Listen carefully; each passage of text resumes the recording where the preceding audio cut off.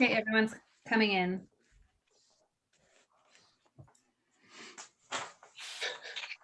Okay. Oh yeah, I guess. Anyways, yeah. So I had $500 in Okay. our rent account, which is.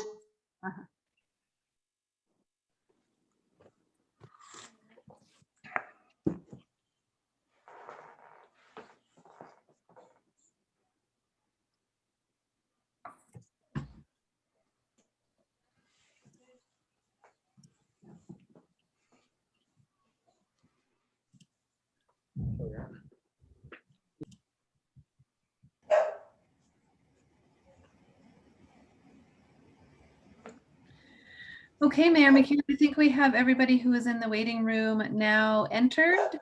Just a reminder for those members of the public who have joined us tonight, if you could please keep your cameras off and your microphones on mute until such time as you would like to speak and you're called upon by the chair. I will turn it over to Mayor McEwen.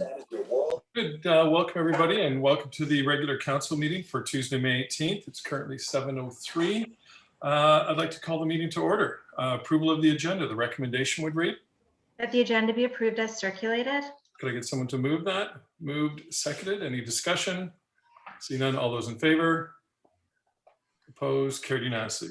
We now have public input. Public is permitted to provide comments to council on any item shown on this meeting agenda. A 2-minute time limit applies to speakers. Would anybody like to participate in public input? Please raise your hand or come off mute, I guess, is the...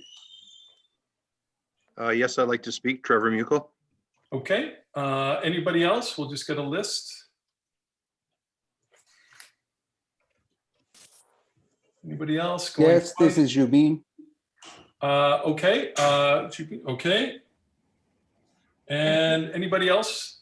We have Marilee with her hand up as well. Okay. So we have 3 participants in the anybody else? We have a Paul. Okay. Perfect. Okay, so I think I've captured it. So we have 4 speakers in public input. We'll start off with Trevor Mueckel. Please go ahead. You have 2 minutes. Okay, thank you. Can everyone hear me? Yeah. Okay, great. Yes, my name's Trevor Mueckel. I'm speaking on behalf of myself and my sister Tanya Cameron, 265-275 Alpine Drive, about the Bella Terra agenda item 9A. We are strongly opposed to the change in section 9.18.12 and the removal of the detailed development plan that is included in the currently approved zoning bylaw. This CD6 zoning bylaw went through extensive consultation with the community to finalize the current lot configuration and road layout. As owners of the adjacent properties comprising over 12 acres, we are very concerned about any changes that could negatively affect access or future development of our lands. We would be landlocked if the extension of Leggett Drive and the Anmore Creek crossing did not continue as currently approved. As per policy T19 of the OCP, Leggett Drive has been planned for many years to access properties northeast of Sunnyside Road, and we argue that this extension must remain and allow for continuation to the property line. The currently approved CD6 development plan with the creek crossing, which straddles both properties and allows the necessary access to the upper bench to the west of Anmore Creek, that was lost when the extension of Alpine Drive did not materialize through Bella Terra's final subdivision plan. It is not viable to access our family's lands west of Anmore Creek from an extension of Alpine Drive within the confines of our properties, and landlocking is a very real concern. Future access to lands west of Anmore Creek must be assured for the benefit of the village. If changes are planned for the Bella Terra development, we strongly request that the consideration and consultation be given to our neighboring properties in future. Thank you for your time. Thank you. I just wanted to, we have, I think a fellow had put his name up. JN is the, could you just give me your first name so I can just write it down on my list? JN is what? Okay. Okay, well, we'll move on. I now have Jubin. Please go ahead. Sorry, I can't get the video to start. Can you hear me? Yeah, what is your first name, just so I have it? Jean-Noel Mahy, M-A-H-Y. Jean Noel. Okay, perfect. Okay, you are in the queue, so we're going to now go with Jubin. Jubin, are you there? Yes, 2 minutes. thank you, Please. Mr. Mayor. Please go ahead. Thank you. I want to speak to item 11A on the agenda. On April 27th, special council meeting, our respected council decided to engage a consultant to conduct a study, financial study for 3 scenarios. It seems that only after 12 solid working days, the city staff were at the position to report or make a recommendation to council for engaging ISL company to do the financial study. My question to council is that this important study for which the council wants to base their decision regarding rural or urban designation of Anmore, doesn't our respected council think that this warrants a competitive RFP and engagement of an independent consultant? Thank you. That's my question. We will be discussing that further during item 11B, but just to clarify one point, ISL probably will not be doing the financial analysis. They are the village's engineer and will be doing all the detail work in regards to services, roadworks, and planning lot layout or proposed from a 10,000 foot level. So, but we will be discussing that further to come. I'll now move on to Mayor Lee, please. Sorry about that. Oh, it seems like you have another iPad or something's on in the background because we're getting a bunch of feedback. Okay. Okay, are you ready? Yeah, I am. That's good. Okay. Okay. I guess my question is with the Burt Flynn right away no longer an option, and with the develops in Pinnacle, Bellaterra, and now going down Sunnyside, Crystal brings increased traffic in and out in Anmore. I guess my question is what is the option to have a third road coming in and out? I have no idea. We haven't even discussed the access or any of the traffic at this point. So that will be part of further discussions. I'm certain of that. So, but at this point, there hasn't been any. All right, thank you. Okay, I now have Paul's iPad. Please go ahead.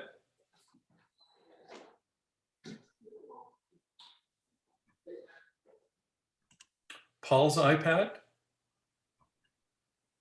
Please go ahead.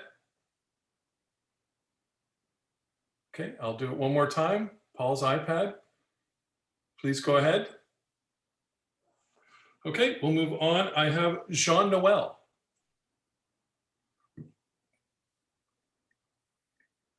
Jean Noel, are you able to take off? Can you hear me? Yes, there you go. Please go ahead. Okay, I have a really tough question, and forgive me if that bothers you, but I'm going to read it to you because it's important that I make it very clear. This extraordinary pace during a pandemic and the partiality of your process force me to ask you the following 2 questions. And I'm asking this question to each of the mayor, councillors, all of them, and Chris Boyd. Okay, I'm asking each one of you to think, answer or not, but my 2 questions are the following. Jean Noel, I just wanted to qualify, this is public input. We are receiving input. This is not a question and answer period at this point in time. So when is the question and answer period going to be? That will be at the end of the meeting. Okay, so may I keep that spot for the end then? You can just put your hand up then. We have an open, you don't need to save a spot Okay, then. I'm having some problem with the video, that's why I'm saying this. Oh, okay. So do you want to provide any public input at the start of the meeting regarding any item on the agenda? So, well, I'm very concerned about the choice. What company or firm are you going to choose to do your study specifically with the third option? And I want to make sure that that choice is arm's length of previous studies, especially studies that were done by Gillick. Yeah, we'll have, I'm pretty sure a lot of those questions will be answered when we get to that item on the agenda. Okay, I'll just refer back to Paul. Is Paul available before we move on with the agenda and close public input? Okay, we're going to move on then. Thank you, everybody. We will now move on to minutes. The minutes of the regular council meeting held on May 4th, 2021. The recommendation would read. That the minutes of the regular council meeting held on May 4th, 2021 be adopted as circulated. Could I get someone on council to move? Second, any discussion? See none, all those in favor? Opposed, carried unanimously. We've got any business arising from those minutes? See none. We don't have anything in the consent agenda. We are now on to 9A, legislative reports, zoning bylaw amendment number 650-2021, Bellaterra CD6. A report dated May 12th, 2021 from Chris Boyd, our Manager of Development Services. Mr. Boyd. If you could take yourself off of. Are you there? Yeah, sorry. There we go. Hey, Your Worship. Okay, so I'm bringing forward a report regarding Bellaterra CD6 zoning. So the reason we're bringing this forward is we've previously gone through some subdivision on this lot of land, and the proponent decided to come forward and go through the second part of the subdivision. And as we were going through the subdivision process, it kind of became apparent that there were a few issues that need to be resolved through the zoning before we could really move forward with the second part of the zoning. So this report is to highlight some of the updates to the zoning report so we can actually process the anticipated subdivision. And also to bring forward the recommendation from council, I think it was back in February, with regards to secondary suites within Bellaterra. So let's run through quickly my report and the bylaw. So section 9.18.1 is the purpose. Within the purpose, I've added the secondary suites. This will allow the approving officer to allow secondary suites. 19.18.2, we've removed some items which weren't applicable, just tidying up the bylaw a little bit. Again, we've made reference to secondary suites, and then we've also updated, bringing alignment with the rest of the existing bylaw that was already in place with regards to 27 units. There had been a clerical error there that it just showed 22, and this really should have been 27. We standardized the FAR zone in accordance with what we're trying to do with Corvados and bring this into line with it. You'll notice that there is a minimum allowable FAR on the lots. This is really to deal with a much smaller lot on what we refer to as the presentation center, and that will allow the proponent to actually build a unit that was already allowed for in the previous zone. So we didn't want to downgrade them on that. And minimum building setbacks, these are staying the same, consistent with the existing bylaw. Off-street parking, as a request for secondary suites, we've said the proponent will need to provide parking for secondary suites on their property. Maximum parcel coverage will remain 25%. Maximum number of parcels, again, this has been removed because it's kind of redundant within the bylaw. We just want to say it once and make sure we don't run into any problems. 9.18.8, maximum number of units per acre. Again, this is kind of redundant and being removed from the bylaw. Public amenity space, this has just been set at what was previously set in the previous bylaw. We're not asking for any more or less, it's exactly the same. Partial shapes, this again has been removed, it's redundant and not very useful within the bylaw. This is more to do with subdivision. And then other regulated areas, we've kind of removed some reference to home occupation and bed and breakfast, which the zone was never really intended for. And then I suppose one of the other ones then is a bit of a large change is removal of what I would call the detailed plan and changed it to what I would refer to as a stereotypical zoning plan, where it's just a block of color and the writing refers to what is allowed within that block of zone. And so in question in the letter that was produced earlier from the Mueckel family, they're right. The approving officer has a fiduciary responsibility to refer to adjacent landowners, and that will happen. And that conversation will continue to happen to make sure that they're not landlocked and other considerations going forward. That's my report there. Is there any questions? Good, okay, and you have a recommendation, Mr. Boyd? I can read that out. Sure. It starts a recommendation that this proposed zoning bylaw amended not be referred to committee. Oh, sorry, I forgot this part of the section. Sorry, very sorry. It's our recommendation that doesn't go back through the committee process, as the committee's already had extensive input, and it hasn't deviated away from any of the input the previous committees had given. So it kind of saves that additional step and time and effort. Sorry, so the recommendation would read that council give first and second readings to Anmore's zoning bylaw amendment, bylaw number 650-2021, and that staff be directed to set a date for a public hearing for Anmore zoning bylaw amendment, bylaw 650-2021. Good, thank you very much. Open up for council, or could I get someone to move that? Moved by Councillor Trowbridge, seconded Councillor Laidler. I'll open up for questions and comments from council. Councillor Weber. Yeah, about the secondary suites, did the proponent ask for this, or is this sort of a housekeeping thing to make it consistent with other CDs that we're currently looking at? I guess a question through the chair to Mr. Boyd. So through the chair, this was a comment that was made when we went through the first and second readings of the Corvado rezoning, that the council kind of looked at this zone as very similar and asked that it be equal to the CD6 and CD7. Okay, thank you. Good. Any other questions, comments? Councillor Trowbridge. Through the chair, the comment made earlier about the potential of the road not going through the extension. Yeah, but we haven't talked about that extension not happening. Is there a reason for that, like that you know of? Did somewhere the extension get questioned or something? I think it's to do with existing layouts, and the proponent who wrote the letter is worrying, is concerned that there'll be extensive changes to the layouts and whatnot. And again, zoning isn't really the position. There isn't the time that you really lay out how a subdivision is supposed to go forward. It's in the subdivision process you do that, and hence why I'm kind of moving this map back to what should be a rezoning map, which is just an area on a map, and it's the regulation, the writing within a bylaw that regulates what you can and can't do within that bylaw. But the Leggett extension is still there.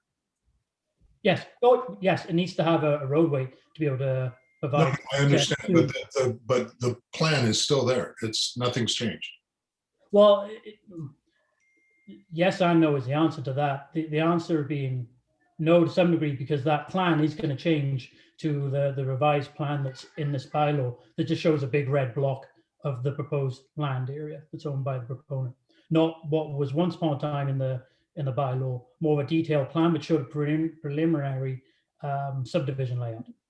Right. I'm not really talking about that. I'm talking about the Leggett extension. Has it been moved? Has something changed to that? No, it's still there and will be required because right. The proponent's right. We can't landlock a proponent, so that's obviously an important part. The Leggett would have to be extended. Yeah, sorry, Chris, I wasn't clear. That's all I'm getting at. I understand all the rest of it. I just had heard something about landlocking, and I heard something about Leggett, and I was unaware of anything changing with Leggett, which is the principal access to that land. Correct. Okay, thanks. Good. I just wanted to see no other comments before I call the question. I just want to remind a few people about this development. This development was a CD zone that provided 9 acres of park, as well as a very significant addition to our infrastructure. It actually basically provided water firefighting abilities to the north end of the village, because they were in the Dayton and Night water report. It actually came out that there was insufficient water at the north end of the village, and part of the CD zoning went in was to basically implement a $700,000 water system along Sunnyside Road, as well as I believe there was about another $100,000 in cash towards some other infrastructure as well. So this was a significant time, and really only phase 1 has sort of been put forth so far. So we will have to see. This is all related, I think, mostly to just sort of some housekeeping and the development of phase 2. So with that being said, I'll call the question. All those in favor? Opposed? Carried unanimously. Thank you. I just wanted to just make a brief comment as I look at my screen here quickly. I'm hoping that people could please take off their saveanmore.ca, keep Anmore rural. Let's just keep it to names. We want to just be very respectful of anybody else on the call. This is a council meeting. We wouldn't, in a normal council meeting, we wouldn't be having, especially with the public hearing, having signs and that people would be holding up. So please, if we can just keep it to names, that would be appreciated. Thank you very much. We'll now move on to 9B, Anmore 5-year financial plan amendment bylaw. Recommendation, Ms. Elrick? Recommendation would be that council adopt Anmore 5-year financial plan amendment bylaw 648-2021. Could we've already given this first and second read, so I get someone to move adoption. Moved, seconded. Any discussion? See none, all those in favor? Opposed, carried unanimously. Okay, we move on to 9C, Anmore bylaw notice enforcement bylaw, parking regulation bylaw amendment. Ms. Elrick, again, the recommendation would read. Thank you. And again, this was before council at the last meeting for 3 readings. So this is a recommendation to adopt that council adopt Anmore bylaw notice enforcement bylaw number 625-2021, and that council adopt Anmore parking regulation and enforcement bylaw number 649-2021. Someone to move adoption. Moved, seconded. Any more discussion? See none, all those in favor? Opposed, carried unanimously. Thank you. Now move on to new business. This is 11A, Anmore South Development Analysis Proposal. Report dated May 13th, 2021 from Ms. Halliwell, Chief Administrative Officer, is attached. Ms. Halliwell. Thank you, Mayor McEwen. So this is further to the April 27th special meeting that was held where we reviewed the Anmore South Community Engagement Phase 1 consultative summary report. At that meeting, council provided direction for staff to initiate a financial analysis of 3 possible development scenarios for the Anmore South property. And so when staff took that direction away, we looked at the possibility, the 3 different possibilities, and have actually come up with 3 subcategories within the 3rd scenario. So prior to undertaking the work, I would just like to get council's thoughts and input and agreement on these 3 scenarios as they've been laid out in the report. So I'll go over them briefly. Scenario 1 would be subdivision under the current RS1 zoning. So that would require a 5% minimum 5% maximum parkland dedication requirement. And there would also be requirements for road and infrastructure to be implemented as part of that. No input would be provided by council in terms of a subdivision of that nature because the zoning is already in place, and no CAC or community amenity contribution could be considered either. Under scenario 2, we would look at maximum allowable lots under a comprehensive development rezoning, which would not require servicing. So that would be an area similar to Crystal Creek.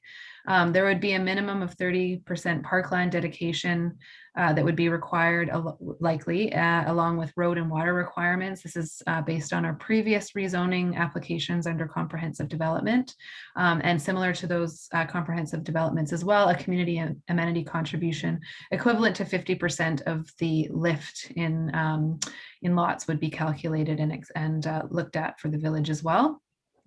Then under the 3rd scenario, we would consider 3 varying types of development in that area with a view to sort of determining a minimum number of housing units, potentially in one of the scenarios with commercial, in order to support sewer and water services that would be required. So the first would consider density that would require sewer servicing, would have 50% parkland dedication, road, water, and sewer requirements, as well as varying housing types would be considered under this particular scenario.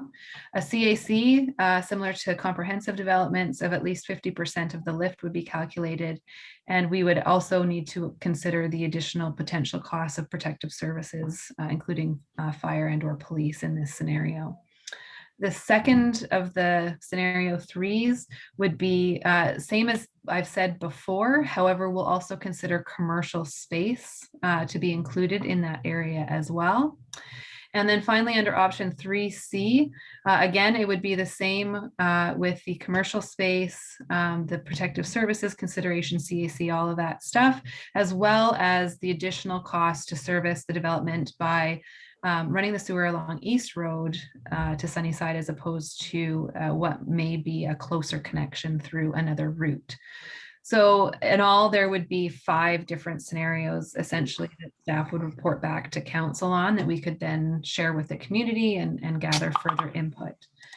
So I wanted to get council's thoughts on those 3 scenarios. And at this time, I'd also just like to address some of the comments that have been made here tonight in terms of, and also publicly, in terms of ISL's involvement. So when staff looked at the potential to go out for RFP for this particular analysis, it was deemed that it would be more cost effective for the village to utilize the expertise that we already have under contract in-house. So the village undertook an RFP process for engineering and related services back in 2014, and we awarded the contract to ISL Engineering and Land Services in 2015. And we had an option to renew for an additional 5 years, which we exercised in 2020.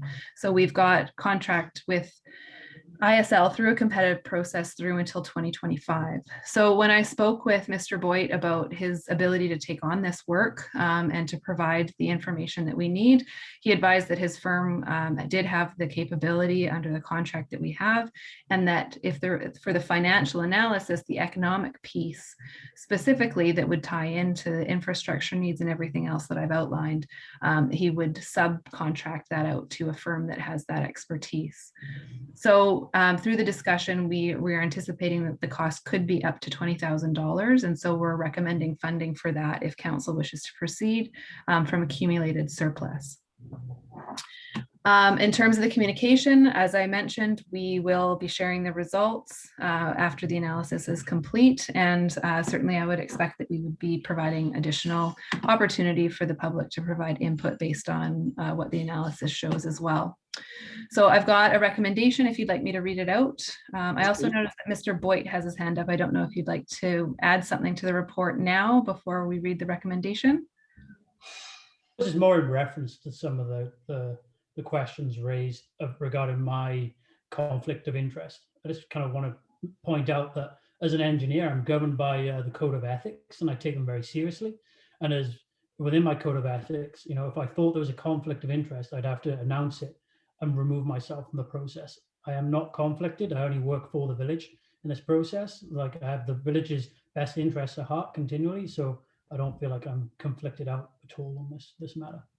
Thank you, Mr. Boyd. And also, I just would like to make it crystal clear for everybody that ISL has never been engaged by current or previous landowners in terms of doing any work in relation to previous proposals on this either. But, you know, I can absolutely vouch for the fact that Mr. Boyd has done nothing but put the village's best interests at, you know, the forefront of all of his decisions over the past 5 years, 6 years, and will continue to do so, I'm sure.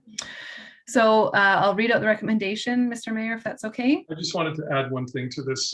You know, some of these questions I find a little troubling, and also I find it very interesting how ISL did a similar exercise when we had a proposal for a similar sized parcel of land on the hillside, and there was none of these questions whatsoever. And they came back with a very detailed report, which showed that the proponents, there was a group of proponents came forward with a development that was would have been a very heavily liability towards the village, and on that grounds alone in the analysis, the village rejected it. So, you know, there was never any of this question whatsoever. And the work that was done for that proposal, which was done, I'm going to say was it 2019, 2 years ago, is still on public record. So if anybody wants to check through it, they're more than welcome to. So anyway, please go ahead, Ms. Halliwell.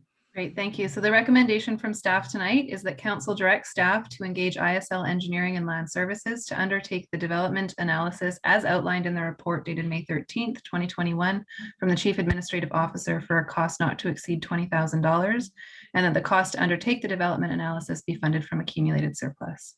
Can I get someone to move that? Moved, seconded. Open up for further any discussion from council. Councilor Weberink. Your mic is off. Yeah, so I did have the same concerns. I want to make sure, and I trust the village to manage that properly, that there are no conflicts of interest. And I think maybe a lot of people don't understand that ISL is essentially our village engineer. We don't have a village engineer on staff, so we contracted ISL in that role to do that a lot. The only thing I was going to add, a lot of people are really concerned about traffic studies and potential traffic impacts of different scenarios.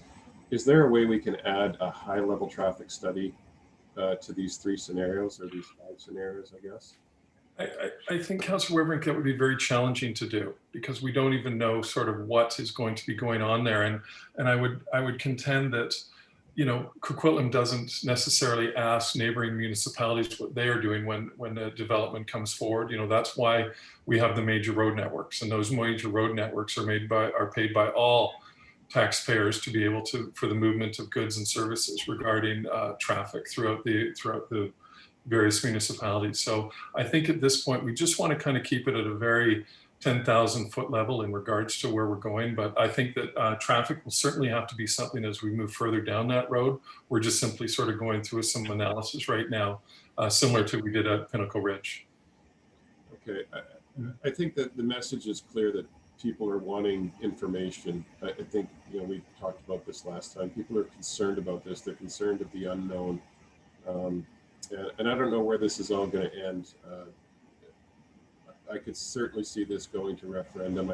I would love to see us spend the next year getting this information and dialing in and working with everybody in the community to talk about some different ideas of what we really want there and how we address the needs of our community and don't miss the opportunity there to do something that's really good for the village. I think we all agree that it takes the time, it takes the research, and it may take a bit of money to get it right. Unfortunately, we don't have a development proposal on the table. We can't charge all this to the developer. So we're going to have to be very careful with what we study and the information we collect. I think, I think it's, we did learn when Pinnacle Ridge Phase 1 went through the 1 acre principle and the problems that they had with, they went bankrupt, there was a slide, there was a lot of challenges with going with a 1 acre proposal. So I think we've learned from that we have to do something a little bit alternate. I think hopefully what I'm hoping to get out of this report in the end is finding out what those services would cost to service the site, how many units that would be, and that will really determine the discussion that goes on further in the village in regards, do we want to have this sort of, we have no idea what a lot of people are using these fictitious numbers and towers and that. We haven't even started talking about that, but really what we need to know is what the true costs are, what a developer is going to need to get as a return to be able to bring those costs in, and how many units and what sort of, if there's commercial that added to it or not and adds to it. So I think that there's a lot of discussion to be had, and I'm looking forward to it. I think it was very, very interesting today or this week that Burrard Thermal came out of the heritage protection. It was in the Tri-City News. That is going to have a substantial effect on traffic through Ioko Road. That is several years ago when the Flavel sawmill was taken out of a special study area because it was no longer business viable. There was a comment from the port saying that they would have strong interest. And I think everybody would be wise to look at the power of the port and what they're doing in Pitt Meadows. They are literally, they need to increase their staging area for the railway. And they're basically just able to take over agricultural land. And they're really having a huge effect because, as we all know, the port does things in the national interest and can pretty much trump provincial and municipal bylaws. So it's going to be interesting to see what happens out at the Burrard Thermal. That site is actually larger than this site in regards to Ioko South. It's close to 200 acres of land, and you could be rest assured that's being zoned heavy industrial, and such a lack of it in the region is going to be heavily sought after, and there's going to be something that will be going in there. It's not going to be windmills or just green energy. There will be a partnership of things with it being a deep sea port. So I'll just move on to, I have Councillor Cryer and then Councillor Laidler and then Councillor Trowbridge. Go ahead, Councillor Cryer. Thanks, Mayor McEwen. Also, thank you, Chris Boyd, for explaining that a little bit better. That was obviously a concern of myself, as well as we heard a lot about that in the community this week. So thanks for explaining that. And also thank you to staff for adding the additional 3A, B, and C. I think that will really give us a more detailed look at different options that we will have and how many units and how it then will ultimately impact traffic and roads, and we can make decisions based on that. And I think this is exactly what our residents asked for when we did the workshops. They needed more information. So I think it's terrific that we're able to do this in a relatively timely fashion. We heard last week at council a few comments about seniors aging in place. I believe it was Nancy Maloney had a desire to have some different types of housing that suits seniors. And I think all of the information that we'll start to garner here will be able to answer those questions as we go into then public input to see what everyone else is looking for. So thanks to everyone for getting this going. Appreciate it. Good. Thank you for those comments. Councillor Laidler. I may have misunderstood, but when Councillor Weathering talked about a traffic study, we can only make decisions on that if we have a specific concept from a developer in front of us to deal with any traffic of their concept that they've got coming out of their concept. Is that correct? I would presume so. Yeah, So we can't talk about it. Well, there's no point in talking about it now because we don't know what we're talking about. Right. Thank you. I've got Councillor Trowbridge. Yeah, first of all, to our CAO, yeah, I think I'm pretty comfortable with the granulation of the third piece so that we have 5 in total. I think that it makes sense to get to that level of granularity because we are trying to answer a bunch of questions for ourselves. But I think it's really important for all of us to recognize this is sort of step 1. We were clearly asked to slow down, provide more information. That's what we're doing. We're also being criticized for doing that after being asked to do that, which is kind of bizarre, but whatever. It's still the correct thing to do. When it comes to the traffic study, let's be clear, there will have to be some sort of analysis of traffic when we know what kind of development we're doing.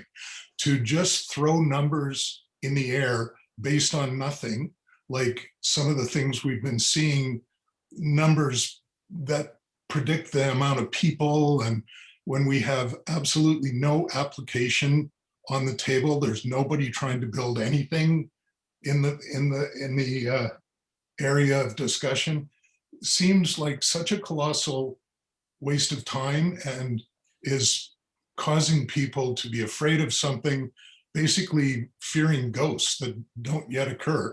So, I want to see a fulsome study.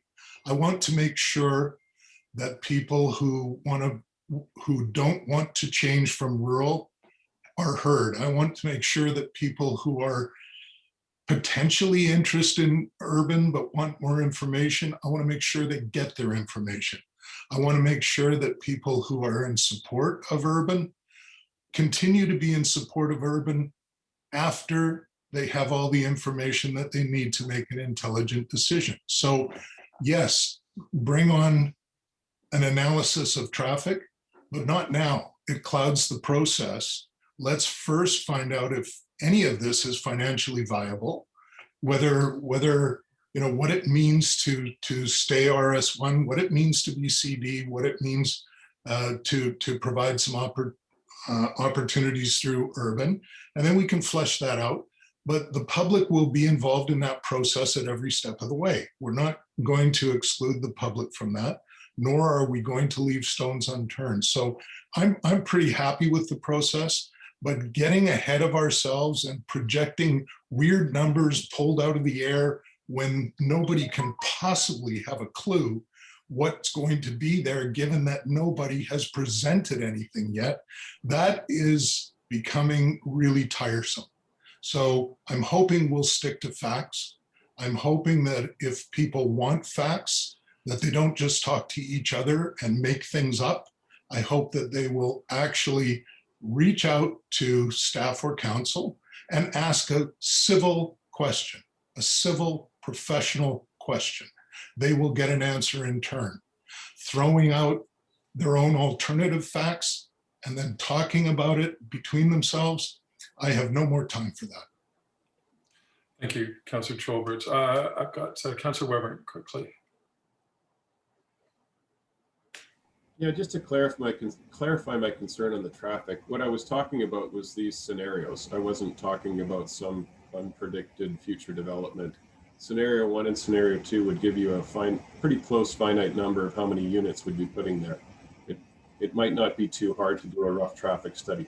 I don't think it's going to be particularly impactful considering what we have down the road in the industrial areas. We don't know what's going to happen in Belcarra. Traffic is always going to increase, but it would just be nice to have a rough number based on these scenarios. I agree that scenario 3 and the 3 options is a little harder to define, but certainly scenario 1 and 2, it wouldn't be too hard to predict, I would thought. Yeah, thank you. And I'm maybe we could ask Mr. Boyd just to maybe add that in on scenario 1 and 2. The one thing that we do know is that this is private land. It's 150 acres, and it will be developed. And there is an incredible appetite, as I get phone calls all the day, for, is there any 1 acre parcels coming? I want to build a fairly significant estate. So this property, just be rest assured, will be developed as it stands, and it will not be a park, as some people have mentioned. It is a private owner, and we're just looking at different, getting the community involved in regards to what options it could pose and what could benefit us and possibly what could not benefit us. So that's what the start of this discussion is. And I look forward to getting some of this analysis as we did previously with Pinnacle Ridge, and it was very informative. So see no other questions. I'll call the question. All those in favor? Opposed? Carried unanimously. Thank you. We'll now move on to the purchase of computer hardware. Report dated May 12, 2021 from Ms. Halliwell, our Chief Administrative Officer. Ms. Halliwell. Thank you, Mayor McEwen. So this report is coming forward. It's got 2 purposes, actually. The first is when council was deliberating the 5-year financial plan, there had been some discussion as to whether or not it would be appropriate this year to provide essentially computer equipment for members of council, particularly in light of the fact that we are living in a completely virtual world. As you can all see, we're here conducting our meetings virtually, and there's a real reliance on working technology to be able to function and conduct proper governance. So council has, unlike many other municipalities, has never been provided with any computer hardware or phones in order to undertake their council duties and fulfill their council roles. And with the provision of the COVID-19 Restart grant funding, staff felt it was a good opportunity to provide council with that hardware. So what this report is doing is providing with some options in terms of what would be considered as appropriate technology to provide to members of council. So it essentially would involve a tablet and a remote USB stick that would provide internet services. And that, of course, would be funded from the COVID-19 Restart grant. So there would be no impact on taxation for that. And the other purpose of this report is through our process to acquire some of the other computer hardware that had already been approved as part of the 5-year financial plan. We've realized that with some of the higher demand of recent months, that the cost of some of the tablets we were looking to purchase has gone up quite a bit. And so I'm looking for council's approval for some additional funding for the 4 public works tablets that we would be looking to purchase in order to facilitate our public works staff to be able to be updating spreadsheets and forms and standard operating procedures while they're out in the field, as opposed to having to write things down on paper, go back to the office, and then make them electronic. So on page 47 of the agenda package, it sort of breaks down the costs for each of the pieces of hardware that staff is recommending that we go ahead and purchase. And I did just want to make note too that these tablets, if they were purchased for council and certainly all of the staff related computer hardware, that is the property of the village. So they would stay with members of councils as they are elected in any given term. So they would remain the property of the village. So you can see the total here sort of rounded up would be $11,000 to outfit all 5 members of council with a Surface tablet and the required accessories. And then in addition, as I mentioned, the Public Works tablets, which are designed to be out in the field so that they're a little bit tougher in terms of their makeup, came in about $6,000 over budget. So we'd be looking for an additional $6,000 there. I have outlined a few options if council wants to consider alternate types of tablets, but these are sort of the standard Windows-based Surface tablets with the cover and the associated accessories. So I have a recommended option if you'd like me to read that out first, and then we can discuss. So the recommended option is that council authorize the purchase of 5 tablets for use by council members at a cost not to exceed $11,000, and that council authorize an increase of $6,000 for the purchase of 4 Public Works tablets, and that all computer hardware be funded from the COVID-19 Restart Grant. Good. Someone to move that? Moved, seconded. Before I open up to council, we as a council have talked about this probably for previous 2 terms, and we've always been so conscious of the budget in regards to things we haven't had, this COVID grant that the government put onto all these governments, and luckily that this qualifies for it. This could be a great opportunity. And I know the other big thing is the security aspect, and a lot of the municipalities, i.e. in Whistler, and that have been getting hacked. And with us using, right now I'm on my own personal computer, and I don't even know what the security features are on it right now, but it's important that we keep the integrity and the security of the village and its records safe. So I just wanted to pass that on. So open up to council. Councilor Weber. Oh, sorry. Let's get the motion. Did we get the motion moved and seconded? I don't think we did. Could I get the motion moved? Moved, seconded. Now open up for discussion. Councilor Weber, sorry. Yeah, I would just repeat what you just said, Mayor McEwen. I've always been concerned about the security aspects. We are using our own devices. We've sometimes started meetings and somebody can't log in because they've got an iPad, it's not compatible. So I think for exactly the reasons that you said, this is the right thing to do. And if the COVID-19 grant is going to pay for it, even better. Good. Any other comments or questions? Okay, I'll call the question. All those in favor? Opposed? Carried unanimously. Thank you so much, Miss Halliwell, for putting this together. Thank you. And for the timing and making it eligible underneath the COVID grant. Okay, we'll now move on to 11C, the Village of Anmore 2020 Water Quality Report. Ms. Elric. Thank you. I believe Mr. Fortier is here if you would like to get an overview of the water report before the recommendation. Okay, Mr. Fortier, the floor is yours. Hello, everyone. I just want to point out a couple things. I noticed there's a couple things that aren't included into the report tonight. In Appendix 2 for the metal analysis, it's actually 2019. We have 2020's information. We just have to swap it in there. So there's that. And then in Appendix 3, the disinfection byproducts, there's just a little bit of a page missing on that. I guess it's a formatting issue that didn't show up properly. So just wanted to point that out. I think in a nutshell, our water system is in excellent condition, and we have really good water quality. Yeah, is what the report is basically saying. And thank you for you and your team for it's a lot of man hours to keep this up and to keep the monitoring going. So I just wanted to thank you and your team. So if we could bring forth a recommendation. Sure. The recommendation this evening would be that council receive the Village of Anmore 2020 Annual Water Quality Report for information. Okay, someone to move that. Moved, seconded. Any discussion? See none, all those in favor? Opposed, carried unanimously. Thank you, Mr. Forte. Now we have some committee of the whole, so we go on to the mayor's report. I've just got a few things. A couple weeks ago, May 8th, with most of my council, we attended the Council of Council, which is an update on all things Metro Vancouver. Some big projects coming our way that are going to be fairly expensive, some upgrading with our water system in Metro Vancouver, as well as a couple sewer treatment plants that are going to have to be rebuilt, which are in the billions and billions of dollars. But all in all, our air quality is getting better, and we're the region as a whole is operating quite well under these COVID constraints. May 10th, Ms. Halliwell and I had a meeting with representatives from TELUS about their service in Anmore.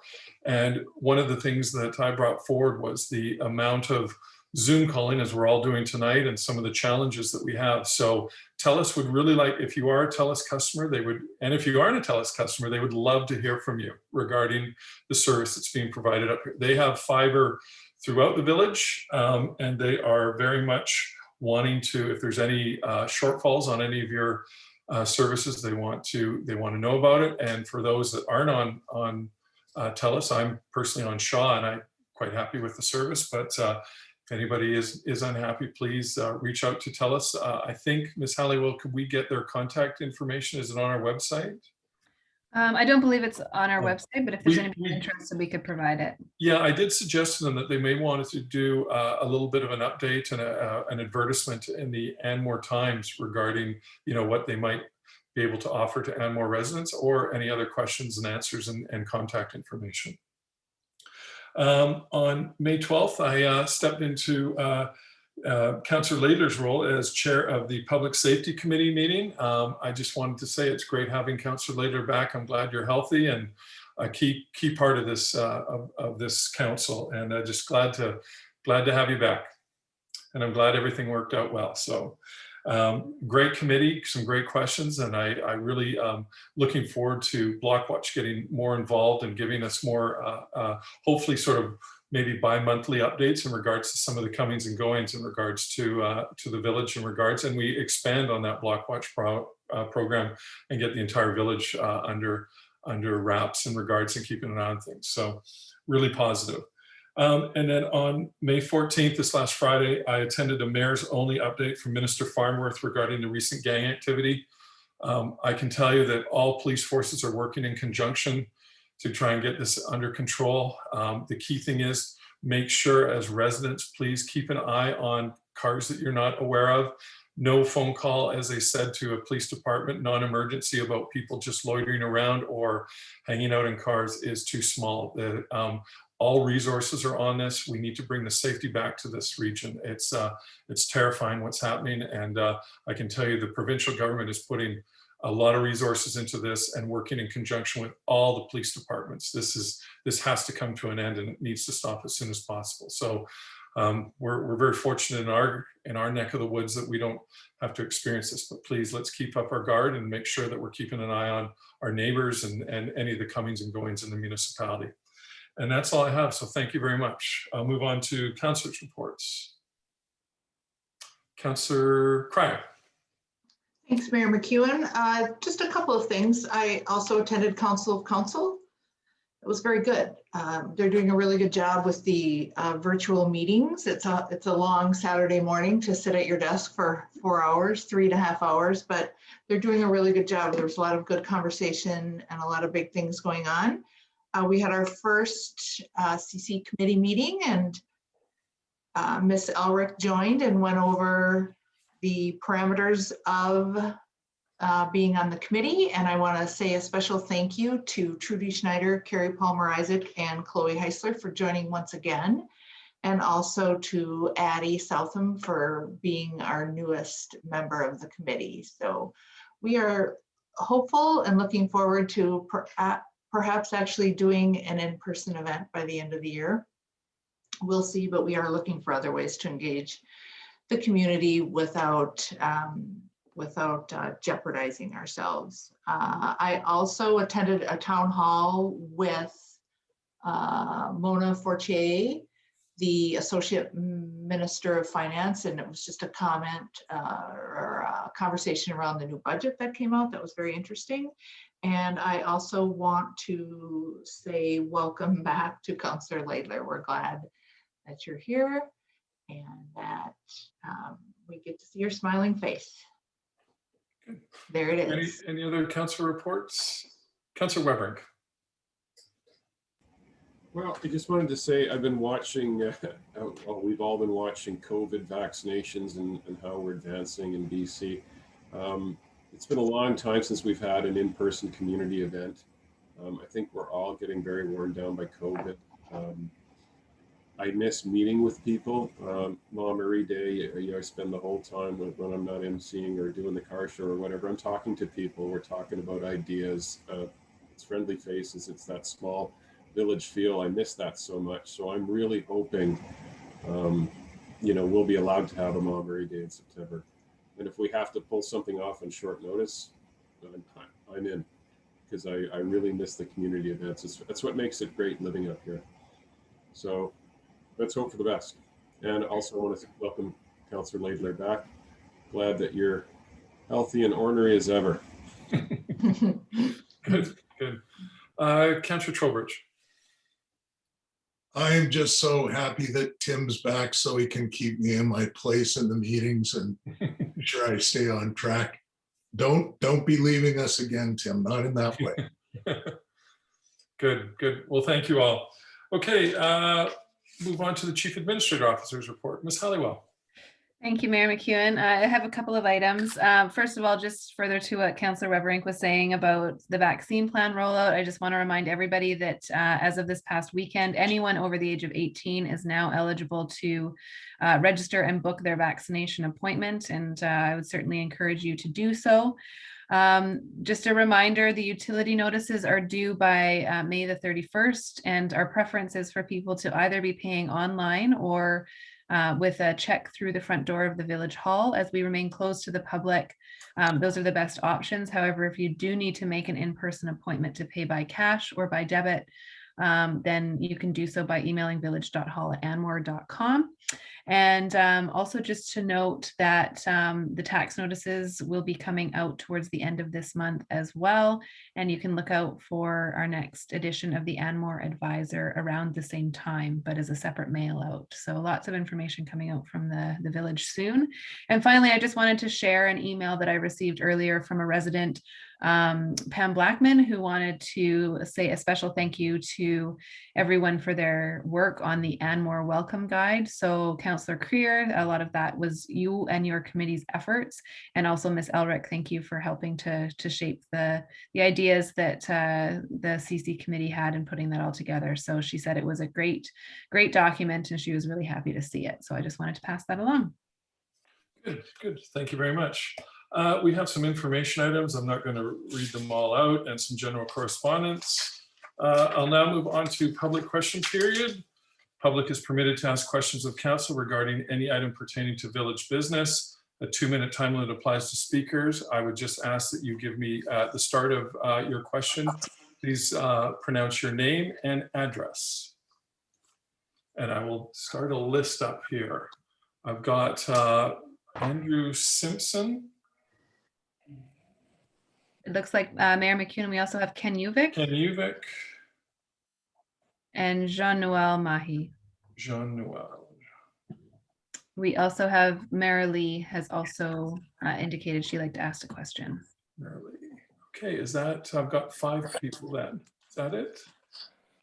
Okay, I will start off with Andrew Simpson. Yes, thank you very much. So my question is could relating. You start off, excuse me, could you start off with your name and address, please? Andrew Simpson, 1466 Crystal Creek Drive. And my question is relating towards the studies, where I think most residents appreciate that this work has to get done. I think the big issue that is causing a great amount of concern is there is absolutely nothing to stop council from changing the special study area to urban from rural. And that, what I was wanting to propose to council is, why is there not a discussion to put a referendum on the table, because as you have mentioned in previous councils, you are slowing the process down, which I think is appreciated, but there is no stop sign here. There's nothing stopping council from making a change. And I think residents would appreciate an equivocal statement that nothing will move forward until X or Y or Z happens. And so I think there's a great deal of concern about that. And I'm not sure if council sees that is, to us, many people see that as a blank check. That yes, studies can get done, and I agree with you, traffic studies can get done at the appropriate time. But the key issue here is urban versus rural. And half of this study is related to changing the designation to urban. And I think that is something that the whole village has to contribute their view on in form of a referendum. And so I wanted to propose that question to council if they would consider that. Thank you. Thank you for the question, Mr. Simpson. I think at the council meeting or the special council meeting, it was clearly indicated that council was putting the brakes on the changeover from rural to urban at that point. And basically what we are in a process right now is doing fact finding and getting more information, as we were asked from many residents in regards to things. So there is no blank check, so to speak, and there is no, the debate between rural and urban is definitely sidelined until a lot more information comes forward. So, and that's going to take some time to do. So anyway, but thank you for your concerns. I've got Ken Uvik, or would anybody else from council like to answer that? No, okay. Oh, sorry, Councillor Trowbridge. Yeah, I think you have already said on record, Mr. Mayor, that you're not opposed to a referendum. I think, though, again, the referendum is like the traffic study question. There's nothing to vote on until we do the studies and provide all the information to the public, and then we'll take it one step at a time. We're just getting so far ahead of ourselves, I think is the issue. Good, thanks. I noticed that Bruce Landon has added his name to the list, so I've got that added as well. And sorry to interject, Mayor McKeon, but Mary Lee has indicated her question has been answered, so you can strike her. Sure. Okay, I've got Mr. Uvik. Name and address, please, for the record. Ken Uvik, 120 Lansing Crescent. Through the chair, I'm curious as why council is not placing recent correspondence they've been receiving on this contentious issue onto the agenda and discussing that in open council meetings. I called 3 different municipalities today. City of Golden didn't get back to me, but Pemberton and Lions Bay did.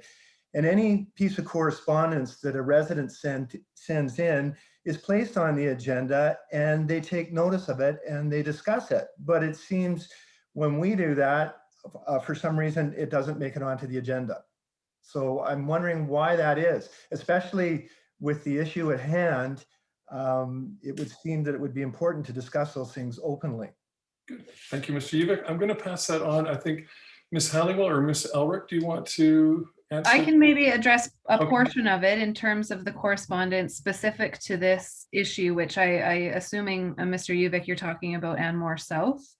And the designation change, yeah. So the correspondence that was received as letters in relation to that to Anmore South, they were included within, they were commented on within the consultative summary report, and they are posted on our website along with all of the actual survey responses that we received as well. So they are available publicly for people to view. In terms of our process for including generally correspondence that's sent into mayor and council, I'll defer over to Ms. Elric to respond. Sure, thank you, through the chair. So it has not been the practice of the village, nor is it generally practice of most other municipalities that I'm aware of, that they would include general correspondence from residents on a council agenda. All correspondence that is received, if it is addressed just to myself to council, is certainly forwarded on to council, and they can consider that as they deem necessary. The exception to that would be information or correspondence that would be received for a public hearing that would form part of the record. But other than that, we do not include general correspondence and have not done so in the past 2 years that I've been with the village. Well, could that process be changed? I mean, it seems like a lot of the correspondence that we see placed on an agenda, and I don't want to come across as crass, but some of it is fluff.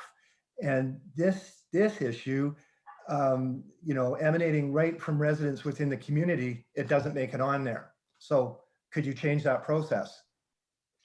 My only concern would be is we would then probably be including all the ones that are of a different opposing. So all of a sudden the whole agenda gets filled with a bunch of it, which we've received on both sides of this discussion. So I think we'll leave it to Ms. Elrick. She's our corporate secretary to be able to keep with the policy. If it does need to be changed, I'm certainly willing to look at it. But I think that it's worked very well ever since I've been on council. I don't think I've exceeded my time, and I've got one more question. I was wondering why council extended the ISL contract for a seemingly long period of time, 5 years past the end of their term. Ms. Halliwell? Through the chair to Mr. Uviak. Yeah, that's not necessarily a council decision. So that's a staff decision, and I made that decision to extend the contract because I was exceedingly happy with the service that we were being provided by ISL Engineering. We were getting very good value for what we were paying, and as was mentioned, we are a very small community that relies on outside contractors to provide their professional advice because we simply don't have the resource capacity to do that in-house within our tax base. So I made the decision to extend ISL's contract because I was very happy with the service. Good. Thank you, Ms. Halliwell. We'll now move on to John Noel. If you could name and address, please. So it's Jean-Noel Mahy, M-A-H-Y. Can you hear me? Yep. Yeah, and it's 1471 Crystal Creek. Okay. So I have two quick comments with some of the comments that some of you made, and then a question. So, Mayor, in your answer to Paul Wevering, you said that Port Moody doesn't consult with the development regarding traffic. But my answer to you would be that's because they aren't potentially adding 2,500 residents. Actually, and they are growing organically. Please don't. There's a train of thought, and I'm just trying to say that, and I'd love to have your answer, however, but can I continue? Please. Yeah. So that's the first comment that I would make with respect to your discussion with Mr. Wevering. The second comment is Tim Laidler and Kim Trowbridge. You know very well what the developer wants. You know that they have withdrawn their application, but we have seen all their projects. And now my question to all of you, given the extraordinary pace at which you are possibly gonna redefine Anmore South during a pandemic, and so far the apparent partiality of your process to some of us, and we all know what the developer wants, Kim, and I am compelled to ask each one of you the following question. So each one of you prepared to publicly disclose if you may or may not have had or still have any relationship with Gillick? Can I just, first of all, my conversation about traffic to folks to Mr. Wevering, Jean Noel, and sorry for interrupting, was about Coquitlam referencing to Port Moody. It wasn't anything to do about us. So I just wanted to clarify that. But I think all of council will look forward to answering your questions. So I'll start off with Councillor Trowbridge, please. I want to clarify you've asked John Noel, you've asked your question. Now we're going on to council. Councillor Trowbridge. As disgusting as your implication is, I can tell you I have no connection, pecuniary or otherwise. I am not employed by them. I have nothing to gain from them. I am not involved with them. I have never been involved with them. And thank you.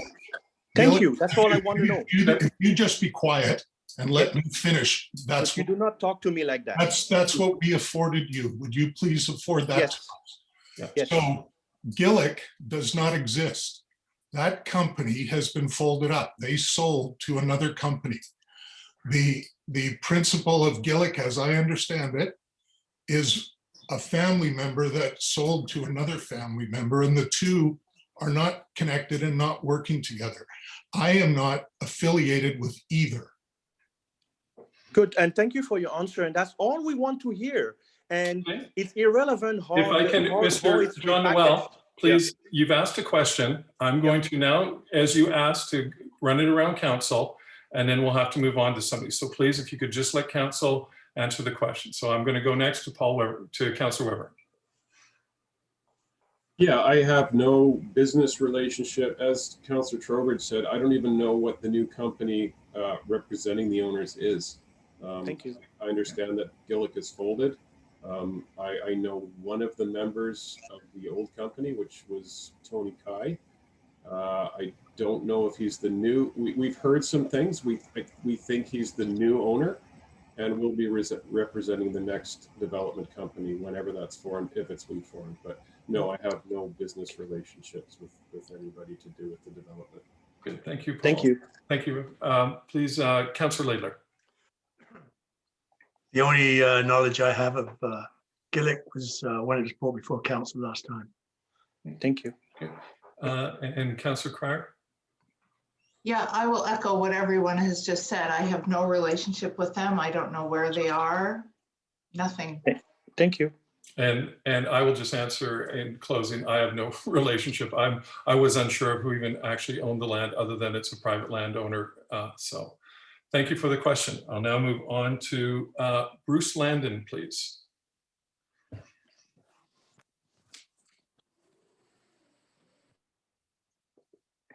Bruce Landon, if you could please, you have the floor. I'm trying. Oh, here we are. Is this Bruce Landon? If you could just sorry, I think it was, name and address, please. sorry, it was Nancy. Nancy, you've gone back onto mute. So we could hear you momentarily, and now you're back on mute. There you go. You're off mute now. Okay, I won't touch it again. Yes, no touching. So it's Bruce Landon and Nancy Maloney. We are one family using the computer that's in Bruce's name. We're at 1724 East Road, near Strong Road, in the log house along there. And I actually have a question on a totally different topic. Please. So as an inclusive, sorry? We're trying to hear you, please. John, did you say something? No? Go ahead. Hello? Nancy, we've lost you. No. Hello? Me? I can hear you now. Hello? Hi. Okay. Hi, okay. Please go ahead. Can you hear me? Yeah, please go ahead. Okay, go ahead. As an inclusive community, is it possible for community events like hopefully Marie Day, which hopefully may be able to happen in the fall again this year, but could these events include more overt consideration of accessibility, which has not been the case in the past? And in fact, in the past, these events have been not accessibility friendly. For example, like forbidding parking near the event, which eliminates the opportunity for people who lack mobility, to park some distance away, or to be let out of a car. Anyway, I would like for the people organizing, and I wish that I had the time to be able to help, to include considerations for accessibility and to be conscious of the fact that not all people in our community are able-bodied. I think it's an excellent question, Nancy, and I know we try our best. I know much consideration has been put into regarding the new village hub. There will be dedicated handicap zones clearly marked near and there will be access points as well. So I think it's an excellent question. I've got Councillor Cryer and Councillor Trowbridge would want to answer in on this as well. So I'll go to Councillor Cryer first.